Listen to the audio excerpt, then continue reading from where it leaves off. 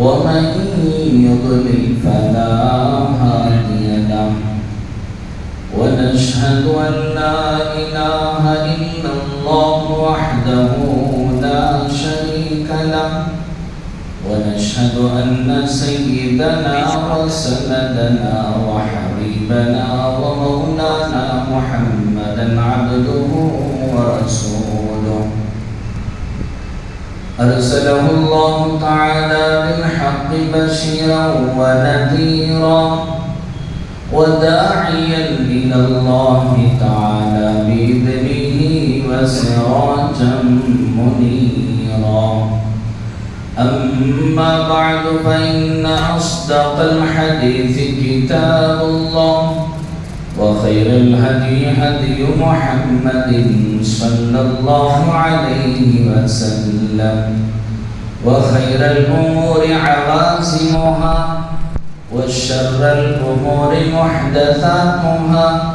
وكل محدثة بدعة وكل بدعة ضلالة وكل ضلالة في النار. أعوذ بالله من الشيطان الرجيم. بسم الله الرحمن الرحيم. يا أيها النبي إنا أرسلناك شاهدا ومبشرا ونذيرا وداعيا إلى الله بإذنه وسراجا منيرا وبشر المؤمنين بأن لهم من الله فضلا كبيرا. آمنت بالله صدق الله مولانا العظيم وصدق رسوله النبي الكريم ونحن على ذلك لمن الشاهدين والشاكرين. وقال النبي صلى الله عليه وسلم إن الله لا ينظر إلى صوركم ولا أموالكم ولكن ينظر إلى قلوبكم أو كما قال عليه الصلاة والسلام. معزز حاضرین، محترم سامعین اور برادران اسلام، اللہ جل جلالہ و من والہ نے مجھے اور آپ کو جو زندگی دی ہے اور بڑی مختصر سی زندگی ہے، اور اس مختصر سی زندگی میں جس نے اپنے ایمان کو بچا کر محفوظ کر کے دنیا سے لے گیا وہ کامیاب ہے۔ اللہ تعالیٰ نے انسانوں کو بھیجنے کے بعد ان کی رہبری کے لیے اور ان کی ہدایت کے لیے بے شمار انبیاء اکرام علیہ السلام کو اللہ نے دنیا میں بھیجا، اور اسی سلسلے کی آخری کڑی ہم سب کے محبوب رسول سید الاولین والآخرین شفیع المذنبین رحمت للعالمین سرور کائنات فخر کائنات سرور دو عالم حضرت محمد رسول اللہ صلی اللہ علیہ وسلم۔ آپ نے بھی انسانوں کی رہبری فرمائی۔ اللہ تعالیٰ نے اپنے محبوب رسول صلی اللہ علیہ وسلم کے بے شمار اوصاف بیان فرمائے۔ جس طرح اللہ کے 99 نام ہیں، ایسے ہی اللہ کے رسول صلی اللہ علیہ وسلم کے بھی اس سے زائد نام ہیں، لیکن چند ایسے خاص نام ہیں جس کو اللہ تعالیٰ نے اپنے محبوب رسول صلی اللہ علیہ وسلم کو اس کے ذریعے سے پکارا ہے۔ اللہ تعالیٰ نے اپنے محبوب نبی کو فرمایا کہ یا ایھا النبی انا ارسلناک شاہدا ومبشرا ونذیرا وداعیا الی اللہ باذنہ وسراجا منیرا۔ اللہ تعالیٰ نے فرمایا کہ نبی، جس طرح دیگر تمام انبیاء کو ہم نے بھیجا ہے، ہم نے آپ کو بھی اسی طرح آپ کو سارے عالم کے لیے بھیجا ہے، اور کیا بنا کر بھیجا ہے؟ شاہدہ، شاہد کے عربی میں ایک معنی آتے ہیں گواہ کے، کہ کل قیامت کے دن اللہ تعالیٰ اپنے محبوب رسول صلی اللہ علیہ وسلم کو گواہ بنائیں گے سارے انبیاء کا، اور اسی طرح اس امت کو اللہ گواہ بنائیں گے سارے قوم کے لیے۔ کل قیامت کے دن اگر کوئی امت یہ جھٹلائے کہ قوم عاد کے لوگ اگر یہ کہیں کہ نہیں ہمارے پاس حضرت ہود علیہ السلام نہیں آئے تھے، قوم سمود اگر یہ کہے کہ نہیں ہمارے پاس قوم صالح نہیں آئے تھے، اللہ اس امت کو گواہ بنائے گا۔ یہ امت گواہ دے گی کہ ہاں ہم نے پڑھا تھا، ہم نے اپنے قرآن مجید میں پڑھا ہے کہ اللہ تعالیٰ نے اتنے لاکھ انبیاء کو علیہ السلام کو دنیا میں بھیجا، تو یہ امت کل قیامت کے دن گواہ بنے گی۔ اور ایک معنی شاہد کے علماء نے لکھا ہے کہ رازدار، اللہ تعالیٰ نے اپنے محبوب رسول صلی اللہ علیہ وسلم کو رازدار بنایا، جانکار بنایا۔ آپ وہ دنیا کے ہر چیز کے، آپ دینی اعتبار سے ہر اس چیز سے واقف تھے، آپ کو پتا تھا انسان اگر عزت چاہتا ہے تو عزت اس کو کہاں سے ملے گی، اس کا راز بھی اللہ کے رسول صلی اللہ علیہ وسلم کو معلوم ہے۔ انسان دنیا میں روزی چاہتا ہے، اس کا راز بھی ہم سب کے محبوب رسول صلی اللہ علیہ وسلم کو علم ہے۔ اور انسان دنیا میں سکون چاہتا ہے، اس کا راز بھی اللہ کے رسول صلی اللہ علیہ وسلم کو معلوم ہے۔ اور انسان زندگی میں عزت چاہتا ہے، اس کا راز بھی اللہ کے رسول صلی اللہ علیہ وسلم کو معلوم ہے۔ اللہ نے فرمایا کہ ہم نے آپ کو شاہد بنایا، وہ مبشرہ، اور اللہ کے رسول صلی اللہ علیہ وسلم کی دوسری خصوصیت بیان فرمائی کہ آپ مبشر، بشارت دینے والے، خوشخبری دینے والے، اور لوگوں کو خوشخبری دے کر اعمال کی طرف بلانے والے۔ انسان کا یہ مزاج ہے کہ جب اسے خوشی دی جاتی ہے، اسے خوشخبری دی جاتی ہے، اور جب اس کی تعریف کی جاتی ہے تو انسان کے اندر اعمال کا جذبہ پیدا ہوتا ہے۔ ایسا ہی اللہ کے رسول صلی اللہ علیہ وسلم نے امت کو، جس طرح آپ شاہد ہیں، اللہ کے رسول نے دنیا کی، دین کی دونوں ترقی کا راز آپ نے بتایا، اور اسی طرح آپ نے خوشخبریاں سنائی۔ اللہ کے رسول صلی اللہ علیہ وسلم نے فرمایا بشر المشائین بالظلم بالنور التام یوم القیامہ۔ اللہ کے رسول صلی اللہ علیہ وسلم نے فرمایا کہ خوشخبری ہے مکمل نور کی ان لوگوں کے لیے جو رات کی تاریکی میں، رات کے اندھیرے میں چل کر وہ اللہ کے گھر کی طرف آتے ہیں۔ یعنی کہ جو لوگ عشاء کی نماز کو رات کی تاریکی میں آتے ہیں، اور جو فجر کی نماز کو رات کی تاریکی میں آتے ہیں، اللہ کے رسول صلی اللہ علیہ وسلم نے فرمایا ان کو مکمل نور ملے گا۔ اور یہ نور کہاں کام آئے گا؟ کل قیامت کے دن حشر کا میدان ہوگا۔ حشر کے میدان میں آدمی کی اگر گاڑی آگے چلنا ہے، اگر اس کو آگے چلنا ہے تو پھر اس کے لیے اسے روشنی کی ضرورت ہوگی۔ جس کا ایمان جتنا مضبوط ہوگا وہ اتنی اس کی روشنی ہوگی، اور اس روشنی میں وہ اپنے آگے کے منازل وہ طے کرتا چلا جائے گا۔ اللہ تعالیٰ نے سورہ حدید میں اس کا تذکرہ فرمایا ہے،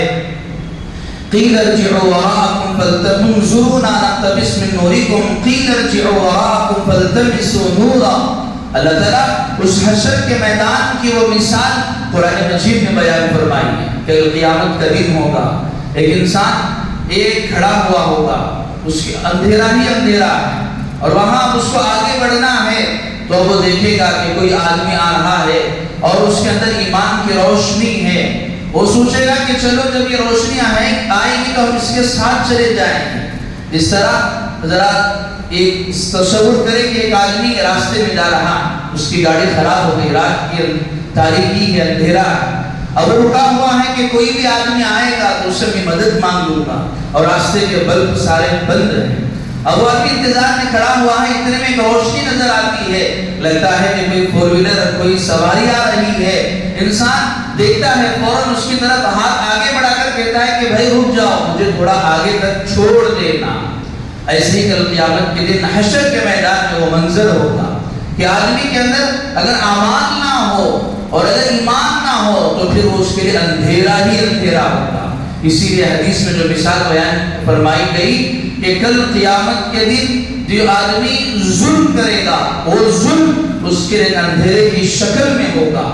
اسی طرح اللہ کے رسول صلی اللہ علیہ وسلم نے کئی اعمال کے بارے میں فرمایا کہ جو آدمی یہ فلاں گناہ کرے گا وہ اس کے لیے وہ ظلمت ہے، اس کے لیے تاریکی ہے، اس کے لیے اندھیرا ہے۔ یہی مطلب ہے ان احادیث کا کہ کل حشر کے میدان میں انسان اس میدان کو پار کرے گا تو اس کے لیے جنت کا جہنم کا اگلا فیصلہ ہوگا، لیکن جس کے اندر روشنی نہ ہو پھر اٹکا ہوا ہوگا، وہ دیکھے گا کہ چند لوگ وہ آ رہے ہیں اپنے ایمان کا نور ان کے ساتھ، انسان کو پکار کر کہے گا کہ بھائی رک جاؤ، وہ کہیں گے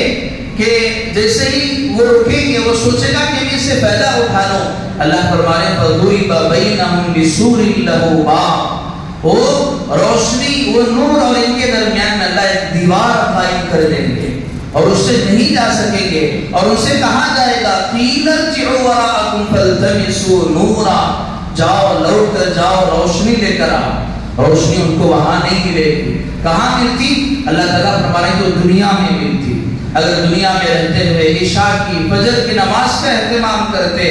تو کل قیامت کے دن ان کے لیے وہ روشنی کا ذریعہ ہوگا۔ تو اللہ کے رسول کی ایک صفت ہے مبشرہ و نذیرہ۔ اللہ کے رسول کی ایک تیسری خصوصیت یہ ہے کہ نذیر، آپ ڈرانے والے ہیں۔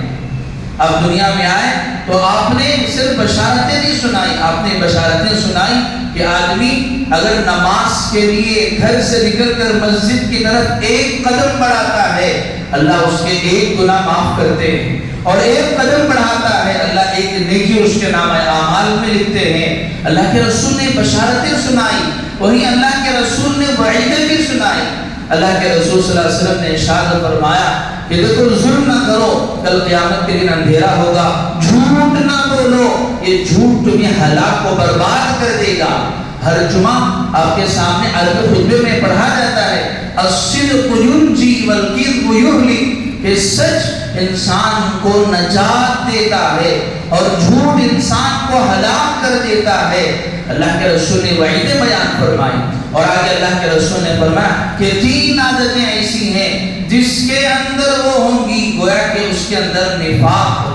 اللہ کے رسول صلی اللہ علیہ وسلم کے زمانے میں جو اسلام کے دشمن تھے 2 طرح کے تھے، اور ٹوٹل 3 طرح کے لوگ، ایک ہے ایمان والے اور ایک ہیں کفر والے کافر، اور ان دونوں کے درمیان ایک وہ تھے جنہیں منافق کہا جاتا ہے۔ ایک ایمان والے جو بالکل کلیئر، ایک کافر جو بالکل کلیئر اور اللہ کے نہ ماننے والے، اس کے درمیان والے تھے جو منافق تھے۔ اللہ کے رسول کے پاس آتے تو کہتے اذا جاءك المنافقون قالوا نشهد انك لرسول اللہ، اللہ کے رسول کے پاس آتے تو کہتے کہ آپ ہمارے اللہ کے رسول ہیں، ہم آپ کے ساتھ ہیں۔ اور جب کافروں کے پاس جاتے تو کہتے اللہ فرمانے کہ واللہ یشهد ان المنافقین لکاذبون، اللہ فرمانے یہ تو جھوٹے ہیں۔ اور جب کافروں کے پاس جاتے تو کہتے کہ ہم تمہارے ساتھ۔ اور انہوں نے اس نفاق کو لے کر کئی جگہ پر انہوں نے اسلام کو نقصان پہنچانے کی کوشش کی ہے، نعوذ باللہ۔ انہوں نے آپس میں وہ 2 مسلمانوں کی 2 گروہوں میں 2 جماعتوں میں انصار اور مہاجرین میں انہوں نے دشمنی اور رخنہ ڈالنے کی کوشش کی، اور عین جنگ کا موقع ہے اور سارے صحابہ تیار ہو گئے، منافقین کہتے کہ نہیں ہم جانے تیار نہیں۔ اللہ تعالیٰ فرما رہے ہیں ایسے چند چیزیں ایسی ہیں جس آدمی کے اندر ہیں، اگرچہ کہ وہ مسلمان نظر آ رہا ہے لیکن اس کے اندر نفاق ہے، اور اس چاہیے کہ اپنے آپ کو سے بچائے۔ اللہ کے رسول نے فرمایا کہ جب بات کرے تو جھوٹ بولے،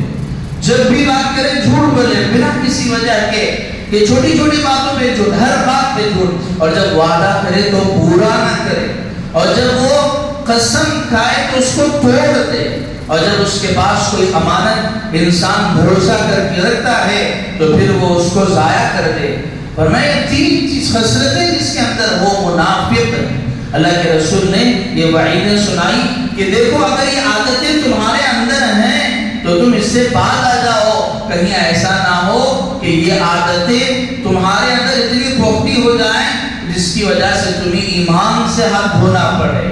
اللہ کے رسول نذیر، آپ ڈرانے والے بھی ہیں، وَدَاعِيًا إِلَى اللَّهِ، اور آپ ساری انسانیت کو اللہ کی طرف بلانے والے ہیں۔ وَسِرَاجًا مُنِيرًا، اور آپ ایک چمکتا ہوا روشن سورج ہیں۔ جس طرح سورج کی روشنی ہر ایک پر پہنچتی ہے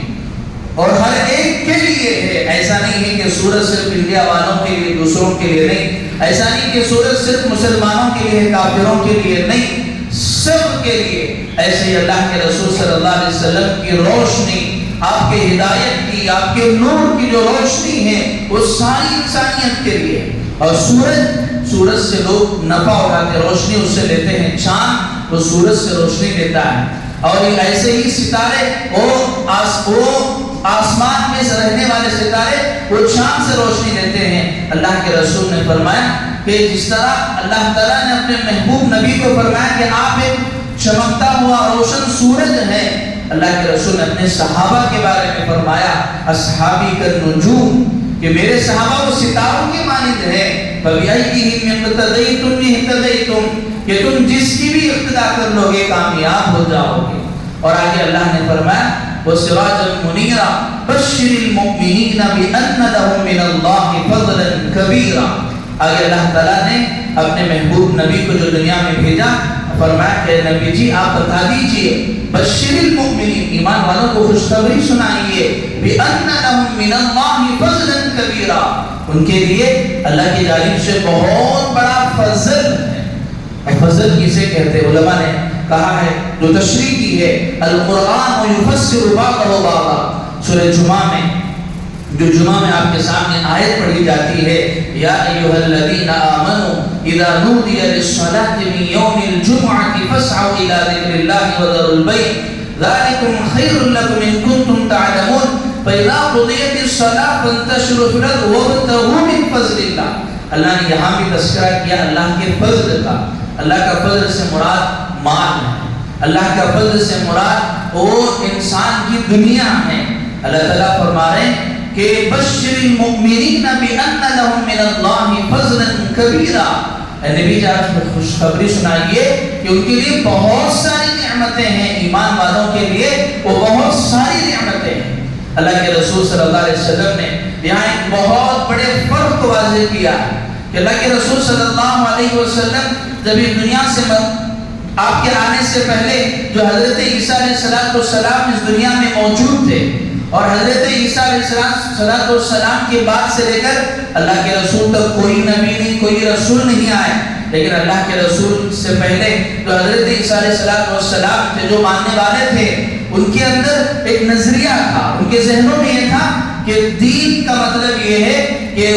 آدمی دیندار اسی وقت کہلائے گا جب وہ ساری دنیا کی چیزوں سے کٹ جائے، رہبانیت اختیار کر لے۔ آج بھی عیسائیت میں موجود ہے کہ جو آدمی بڑا پادری اور اسی طرح اور وہ جو سسٹر جسے کہا جاتا ہے، اس کے لیے شرائط رکھے جاتے ہیں کہ اس کو ساری چیزیں چھوڑنا پڑے گا، کہ وہ شادی نہیں کر سکتی، بلا چیز نہیں کر سکتی۔ یہ اسلام سے پہلے رہبانیت تھی کہ اگر دیندار کا مطلب یہ ہے کہ وہ دنیا سے بالکل کٹ جائے، وہ آبادی سے ہٹ کر کہیں جنگلوں میں چلے جائے اور وہ وہاں عبادتوں میں لگ جائے۔ اللہ کے رسول صلی اللہ علیہ وسلم نے اس کی نفیس میں فرمائی بشر المؤمنین بأن لهم من اللہ فضلا کبیرا، اے نبی کا خوشخبری سنا دیجئے کہ دین اسلام اس کا نام نہیں ہے۔ دین اسلام میں اللہ تعالیٰ کی طرف سے بہت سارے فضل ہیں، بأن لهم من اللہ فضلا کبیرا۔ اللہ کے رسول صلی اللہ علیہ وسلم نے امت کو تعلیم دی کہ کماؤ، کلو واشربوا ولا تسرفوا، یہ دیگر مذاہب کی طرح نہیں کہ کھانا چھوڑ دو، پینا چھوڑ دو، نہیں، کھاؤ پیو اور تم اچھی سے اچھی زندگی گزارو، لیکن کھانے پینے کے بارے میں فرمایا کہ ولا تسرفوا، اسراف مت کرو، جتنی ضرورت ہے اتنا کھاؤ۔ اور آدمی تم ایک ہو، برتن میں 5 آدمی کا کھانا ڈال رہے ہو اور تم نے جتنا کھانا تھا کھا کر سارا تم نے پھینک دیا، اور پھر اس کو آپ نے ایسے کور میں ڈال کر بھرکایا ہے کہ اب وہ اگر جانور بھی اگر کھائے گا تو پھر اس کو بھی نقصان پہنچ جائے گا، کہ جب وہ جانور اس پلاسٹک کو کھائیں گے تو اسے بھی نقصان دے گا، تو اب یہ کھانا بالکل ضائع ہوا، تم نے ختم کر دیا۔ تو اللہ تعالیٰ نے فرمایا کہ اسلام میں کوئی رہبانیت نہیں ہے، انسان وہ اچھی سے اچھی زندگی گزارے، اور خود اللہ کے رسول صلی اللہ علیہ وسلم نے بھی جب آپ کی عمر صرف 25 سال کی تھی، آپ نے امت کے ہر ایک نوجوان کو تعلیم دی کہ وہ تجارت کرے۔ اللہ کے رسول صلی اللہ علیہ وسلم کی جو تجارت تھی وہ ایک مال کو اپنے علاقے سے لے کر دوسرے علاقے کو لے کر جانا، امپورٹ ایکسپورٹ جس کو ہماری زبان میں کہتے ہیں۔ اور حضرت خدیجہ سے جو آپ کا نکاح ہوا وہ اسی تجارتی سفر کے ذریعے سے ہوا کہ اللہ کے رسول صلی اللہ علیہ وسلم وہ حضرت خدیجہ رضی اللہ عنہا کا مال لیے اور لے کر آپ نے تجارت کی اور باہر ملک سے باہر گئے، اپنے علاقے سے باہر گئے اور تجارت کر کے پھر دوبارہ واپس آئے، اور جو اس سے نفع ہوا اور اس نفع کو حضرت خدیجہ رضی اللہ عنہ کو دیا اور بڑی ہی امانت داری کے ساتھ، دیانت داری کے ساتھ آپ نے حوالے کیا۔ تو یہی چیزیں حضرت خدیجہ رضی اللہ عنہ کو پسند آئی اور انہوں نے نکاح کا پیغام بھیجا۔ تو اللہ کے رسول صلی اللہ علیہ وسلم یہاں تعلیم دے رہی ہیں کہ آج ہمارے ذہنوں میں ایک جو لکیر دنیا والوں نے کھینچی یا ہم نے سمجھ لیا کہ دینداری اور دنیا داری یہ دو الگ چیز ہے، نہیں، اللہ تعالیٰ فرما رہے ہیں کہ انسان وہ دنیا دار ہونے کے ساتھ ساتھ بھی دیندار ہو سکتا ہے۔ حضرت ابوبکر صدیق رضی اللہ تعالیٰ، آپ کا مرتبہ اتنا بلند ہے، اللہ کے رسول صلی اللہ علیہ وسلم نے خود فرمایا افضل الانبیاء بالتحقیق ابی بکر صدیق رضی اللہ تعالیٰ،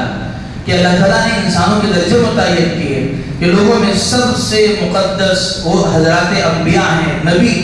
اور اس کے بعد حضرات صحابہ ہیں، اور صحابہ میں بھی سب سے افضل مقام اللہ تعالیٰ نے حضرت ابوبکر صدیق رضی اللہ تعالیٰ عنہ کو دیا۔ حضرت ابوبکر صدیق رضی اللہ تعالیٰ عنہ جب آپ کو خلیفہ نہیں بنایا گیا تھا، آپ تاجر تھے، آپ کپڑوں کی تجارت کیا کرتے تھے، اور جب آپ کو خلیفہ بنا دیا گیا تو اس موقع پر بھی آپ کپڑے کی تجارت کے لیے بازار چلے گئے۔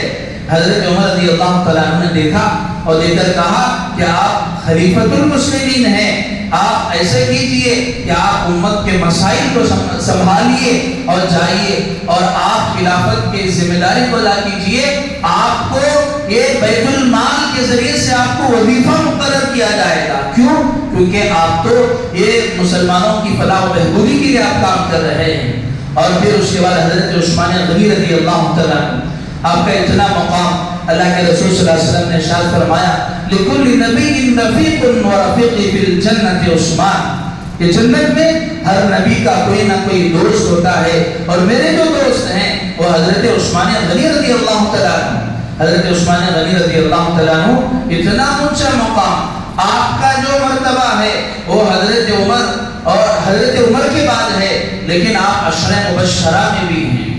لیکن حضرت عثمان غنی رضی اللہ تعالیٰ عنہ کے بارے میں لکھا ہے اللہ تعالیٰ نے آپ کو اتنا مال عطا فرمایا تھا، آج بھی آج اگر آپ مکہ مکرمہ میں مدینہ منورہ میں اگر دیکھیں گے تو آپ کی وقت کی ہوئی جائیداد آج تک بھی موجود ہے۔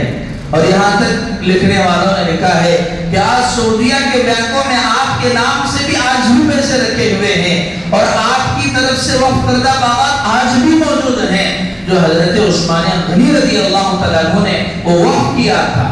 اور اللہ حضرت عثمان غنی رضی اللہ تعالیٰ عنہ کا اتنا اونچا مقام، لیکن اس کے باوجود آپ مالداری میں بھی بڑھے ہوئے تھے۔ اور آپ ہی کے ساتھیوں میں سے حضرت عبدالرحمن ابن عوف رضی اللہ تعالیٰ عنہ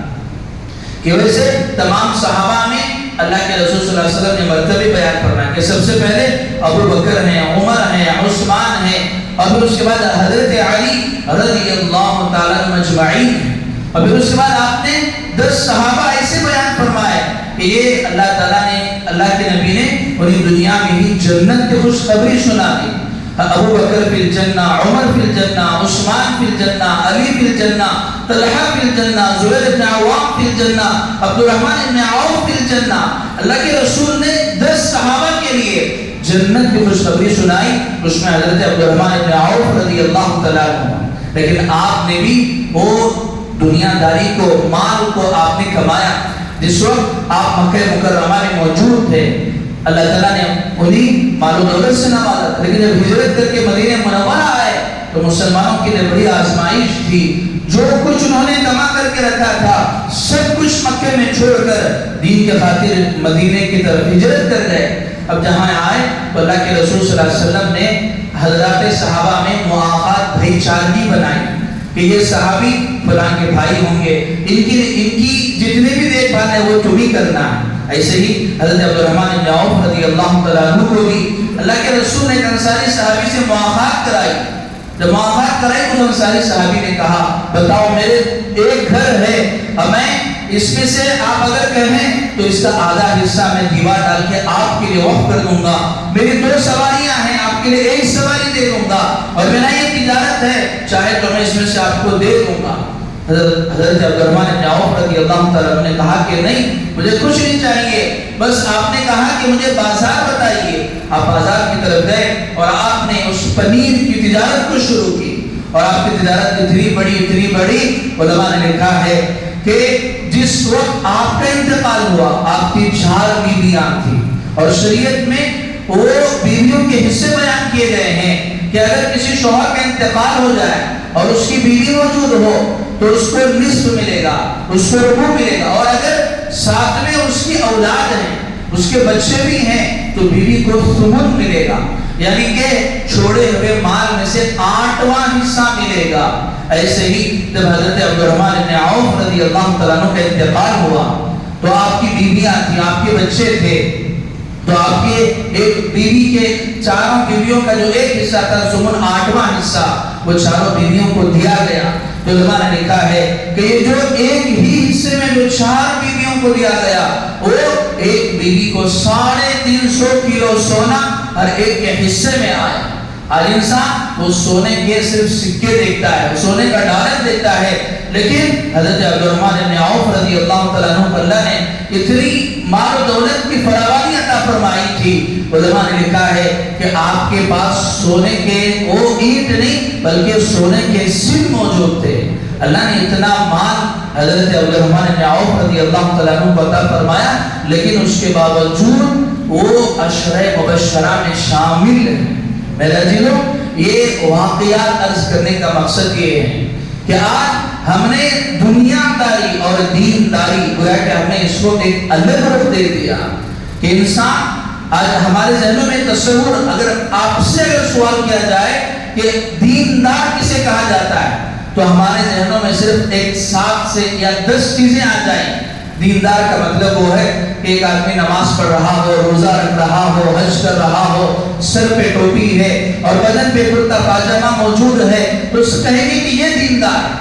اور اسی طرح اگر معاشرے میں بھی اگر کسی کو پوچھا جائے کہ دیندار کسے کہا جاتا ہے تو کہیں گے کہ جو سر پہ پگڑی لگایا ہو، جو چہرے کو سنت سے سجایا ہو اور جو کرتا پاجامہ پہنا ہو اس کو دیندار کہا جائے گا۔ لیکن اللہ کے رسول صلی اللہ علیہ وسلم نے جو دینداری کی ڈیفینیشن، جو دینداری کی تعریف اللہ کے رسول صلی اللہ علیہ وسلم نے فرمائی، اس چیز کو ہم سب کو سمجھنا ہے۔ اللہ تعالیٰ نے اپنے کلام پاک میں فرمایا ان الدین عند اللہ الاسلام، اللہ تعالیٰ کے پاس دین اسلام ہی پسند ہے۔ اور آگے اللہ نے فرمایا کہ رضیت لکم الاسلام دینا، میں تمہارے لیے دین اسلام پر راضی ہو گیا، یعنی کہ اللہ فرمائے کہ میں تمہارے لیے دین اسلام پر راضی ہو گیا۔ اب سوال یہ ہے کہ کیا ہم اس دین کے لیے ہم راضی ہو گئے کہ ہم نے دین اسلام پر کیا ہم نے رضامندی ظاہر کی؟ اور اللہ تعالیٰ اپنے کلام پاک میں فرما رہے ہیں یا ایھا الذین آمنوا ادخلوا فی السلم کافہ، اے ایمان والو دین اسلام میں داخل ہو جاؤ، مکمل طور پر داخل ہو جاؤ۔ تو یہاں انسان جس معاشرے میں رہتا ہے اس کے لیے پہننے کے لیے لباس کی بھی ضرورت ہے، اور اس کی بھوک مٹانے کے لیے کھانے کی بھی ضرورت ہے، اور رہنے کے لیے اس کے لیے مکان کی بھی ضرورت ہے۔ ظاہر سی بات ہے، اسباب ہیں، انسان کو اپنانا پڑتا ہے اور انسان کو اختیار کرنا پڑتا ہے، لیکن اللہ تعالیٰ فرما رہے ہیں اس کے ساتھ ساتھ تمہیں دینداری کو اختیار کرنا ہے۔ ایک آدمی وہ ہے کہ جس نے ظاہری طور پر دین کے لباس کو اوڑا ہے تو وہ دیندار نہیں کہلائے گا۔ جس طرح علماء نے مثال دی، ایک آدمی کو اپنے جسم پر ٹیٹو بنانا تھا، اور کس کا بنانا تھا؟ اس کو بنانا تھا ایک شیر کا، اور اس نے جیسے ہی بنانے والے نے اس کے بدن پر اس بنانے کے آلے کو اور اس مشن کو سوئی کو رکھا تو سب سے پہلے اس نے شیر کے چہرے کو بنایا۔ جیسے ہی بنانے گیا تو اس آدمی کو تکلیف بھی، کہا کہ نہیں ایسا کرو، شیر کا چہرہ بنانے میں مجھے تکلیف ہو رہی ہے، ایسا کرو شیر کا چہرہ چھوڑ دو۔ اب اس سے کہا کہ ایسا کرو کہ شیر کا پیر بنا دو۔ تو پھر اس نے شیر کا پیر بنانے کے لیے مشین کو اٹھایا اور جیسے ہی اس کے بدن پر رکھا تو اس نے کہا ایسا کرو کہ شیر کا پیر جو تم بنا رہے ہو اس کے لیے بھی مجھے تکلیف ہو رہی ہے، اس کو بھی چھوڑ دو۔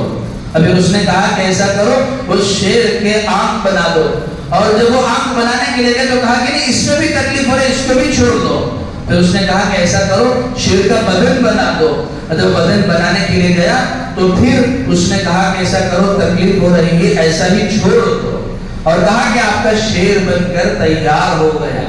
آج میری اور آپ کی مثال ایسی ہی ہے۔ آج ہم نے دین کو اپنے ایک سوسائٹی سے اور اپنے حساب سے ایک سیٹ کر لیا ہے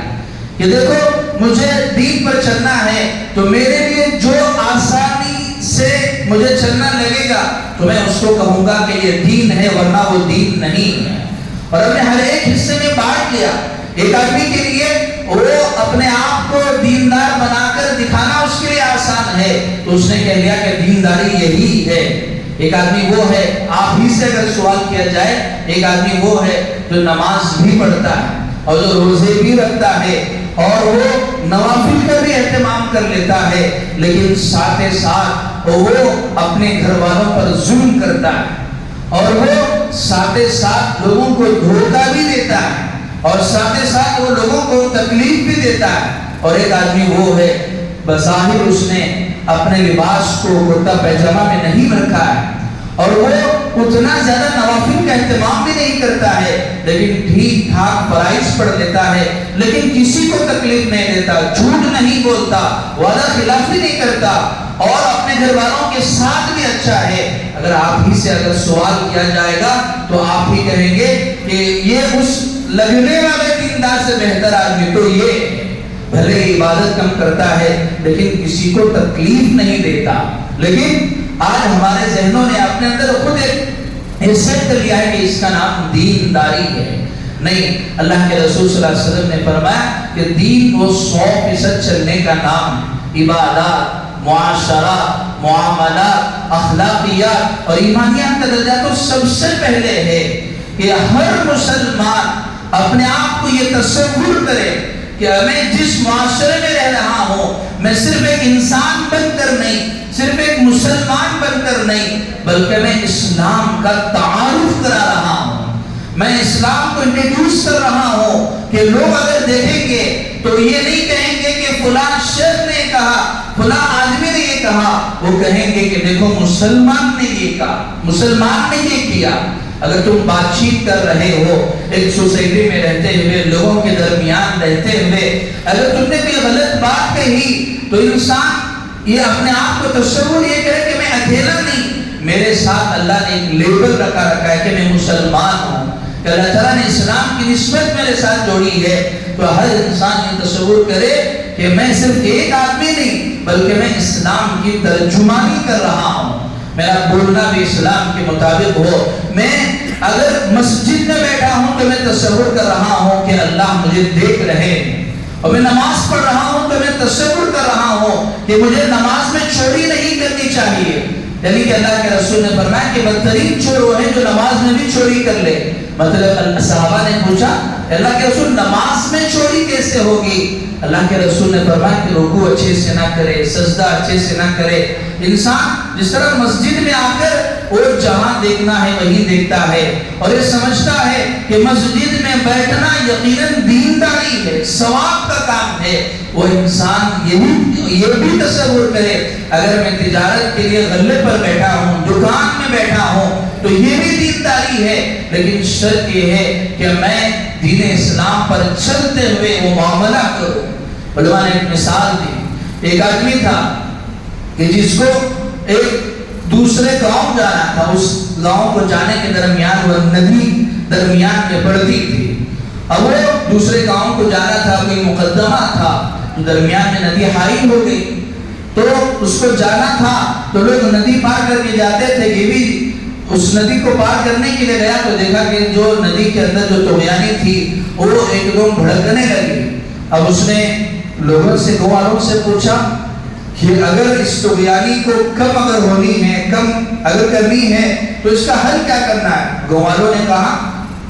کہ ایسا کرو، وہاں اس ندی کے کنارے میں ایک آدمی کا گھر ہے، وہاں جاؤ، اس سے پوچھو، اس کے کہنے سے ندی کی یہ جو طغیانی ہے کم ہو جائے گی، تم آسانی سے پار کر جاؤ گے۔ تو وہ آدمی گیا، اس آدمی کے پاس جا کر کہنے لگا کہ مجھے اس ندی پار کرنا ہے۔ پہلے تو اس نے کہا کہ نہیں، میرے سے نہیں ہوتا۔ اس نے منت سماجت کی اور اس نے درخواست کی، تو اس نے کہا کہ ایسا کرو، جا کر ندی سے کہنا۔ ایسے آدمی نے اس سے کہا ہے طغیانی کو روکنے کے لیے کہ جس نے زندگی میں کبھی کھایا نہیں اور زندگی میں کبھی اس نے پیا نہیں اور زندگی میں کبھی اس نے اپنی بیوی سے رشتہ نہیں بنایا، کسی عورت سے رشتہ نہیں بنایا، تو پھر جیسے ہی اس آدمی نے کہا تو وہ آدمی گیا، جا کر ندی کے پاس جا کر اس نے کہا ایک ایسے آدمی کی طرف سے یہ درخواست آئی ہے کہ جس نے زندگی میں کبھی کھایا نہیں، زندگی میں کبھی پیا نہیں ہے اور زندگی میں کبھی اس نے کسی عورت سے رشتہ نہیں رکھا ہے۔ تو پھر وہ آدمی ندی پار کر کے چلا گیا۔ تو پھر وہ جو عورت تھی، وہ اس کی جو بیوی تھی، کہنے لگی آپ تو جھوٹ بول رہے ہو، اگر آپ یہ کہہ رہے ہو کہ آپ نے کسی عورت سے رشتہ نہیں رکھا ہے تو ہماری تو اولاد ہے، تو آپ تو مجھ پر الزام لگا رہے ہو، یہ تو میری اولاد ہے، آپ کے اگر میرے رشتے نہ ہوتے تو اولاد کیسے ہوتی؟ تو پھر اس نے کہا کہ نہیں، بات یہ ہے میں نے زندگی میں جو بھی کیا ہے وہ صرف اور صرف اللہ کے لیے کیا ہے۔ میں نے اگر کھانا کھایا ہے تو اس میں بھی میری نیت صرف اللہ کے لیے کھانے کی تھی، اور میں نے اگر پانی پیا ہے تو اس میں بھی میری نیت یہ تھی کہ صرف یہ اللہ کے لیے میں کر رہا ہوں، پیاس اس لیے بجھا رہا ہوں تاکہ میں اگر میری پیاس بجھے گی تو میں اس سکون سے بیٹھ کر اللہ کا ذکر کر سکوں۔ اور میں نے زندگی میں کبھی کسی عورت سے رشتہ نہیں رکھا کا مطلب یہ ہے کہ میں نے جو آپ سے نکاح کیا ہے اور میں نے جو آپ سے رشتے اور تعلق میں نے آپ سے جو قائم کیا ہے، یہ صرف اپنے خواہشات کے پورے اور شہوت کے پورے کرنے کے لیے نہیں، چونکہ اللہ کا حکم ہے اس لیے میں نے اپنے اس رشتے کو قائم کیا۔ تو میرے عزیزوں، اس مثال کو بیان کر کے علماء نے لکھا ہے کہ انسان اپنی زندگی میں وہ دنیا داری کے کرتے ہوئے وہ دینداری کو ضرور اپنا سکتا ہے، جس طرح حضرت ابو بکر، حضرت عثمان، حضرت عبد الرحمن ابن عوف اور جس طرح حضرت امام اعظم ابو حنیفہ رحمۃ اللہ علیہ جو بہت بڑے امام تھے لیکن آپ بھی مالدار تھے۔ اس سے ہمیں سبق مل رہا ہے کہ یہ دینداری اور دنیا داری یہ دو الگ چیزیں نہیں ہیں، کہ انسان اگر تجارت بھی وہ تجارت کے صحیح اصول کے ساتھ کر رہا ہے تو اس کی تجارت کرنا بھی عبادت ہے۔ اللہ کے رسول صلی اللہ علیہ وسلم نے فرمایا التاجر الصدوق الامین مع النبیین والصدیقین۔ اللہ کے رسول نے فرمایا ایک آدمی دکان میں بیٹھ کر تجارت کر رہا ہے، ایمانداری سے، امانت داری سے اگر وہ تجارت کر رہا ہے تو اس کی یہ تجارت کل قیامت کے دن اللہ کے ہاں اتنا مقام اس کے لیے ہے کہ اس کا حشر اللہ کل قیامت کے دن نبیوں کے ساتھ کریں گے۔ لہذا میرے عزیزوں، یہ جو دین اسلام ہے، جو اللہ کے رسول صلی اللہ علیہ وسلم نے ارشاد فرمایا کہ بشر المؤمنین بان لهم من اللہ فضلا کبیرا، نبی جی آپ کہہ دیجئے لوگوں کے لیے اللہ کی طرف سے بہت سارے فضل ہیں، بہت سارے انعامات ہیں، بیوی اللہ کا فضل ہے، مال اللہ کا فضل ہے، گھر اللہ کا فضل ہے، یہ سارے اللہ کے فضل ہیں، یہ ساری اللہ ہی کی طرف سے۔ انسان کو اس میں رہتے ہوئے وہ دینداری اختیار کرنا ہے۔ جس طرح انسان ایک معاشرے میں اپنے آپ کو وہ ایک اچھی امیج بنانے کی کوشش کرتا ہے کہ لوگوں میں جاؤں تو لوگ کہیں گے اچھا، اسی طرح اللہ کے رسول نے فرمایا کہ جب وہ گھر میں جائے تو گھر میں بھی وہ سب سے اچھا بن کر دکھائے۔ اللہ کے رسول نے فرمایا کہ تمہیں سب سے بہتر وہ ہے جو اپنے اہل و عیال کے ساتھ اچھا ہو، اور خود اللہ کے رسول نے فرمایا انا خیرکم لاہلی، اور میں